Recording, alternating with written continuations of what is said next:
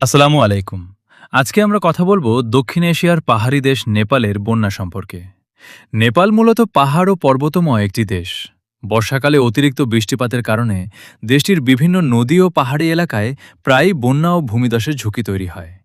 বিশেষ করে টানা ভারী বৃষ্টির সময় নদীর পানি দ্রুত বেড়ে গিয়ে নিচু এলাকা প্লাবিত হতে পারে। বন্যার কারণে মানুষের স্বাভাবিক জীবনযাত্রা ব্যাহত হয়। অনেক জায়গায় ঘরবাড়ি, রাস্তাঘাট ও সেতু ক্ষতিগ্রস্ত হতে পারে। কোথাও কোথাও যোগাযোগ ব্যবস্থা বিচ্ছিন্ন হয়ে যায় এবং মানুষকে নিরাপদ স্থানে আশ্রয় নিতে হয়। কৃষি ও স্থানীয় অর্থনীতির ওপরও এর বড় প্রভাব পড়ে। নেপালের পাহাড়ি এলাকায় বন্যার সঙ্গে ভূমিধসও একটি বড় সমস্যা। অতিরিক্ত বৃষ্টিতে পাহাড়ের মাটি নরম হয়ে গেলে হঠাৎ ভূমিধসের সৃষ্টি হতে পারে।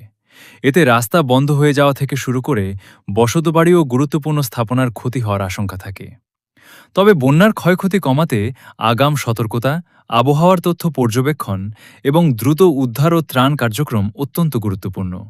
স্থানীয় মানুষদেরও ঝুঁকিপূর্ণ নদী ও পাহাড়ি এলাকা থেকে দূরে থাকা এবং প্রশাসনের নির্দেশনা মেনে চলা প্রয়োজন।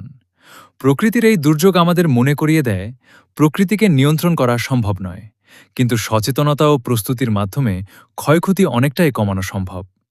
নেপালের বন্যায় ক্ষতিগ্রস্ত সকল মানুষের প্রতি রইল আমাদের সহমর্মিতা।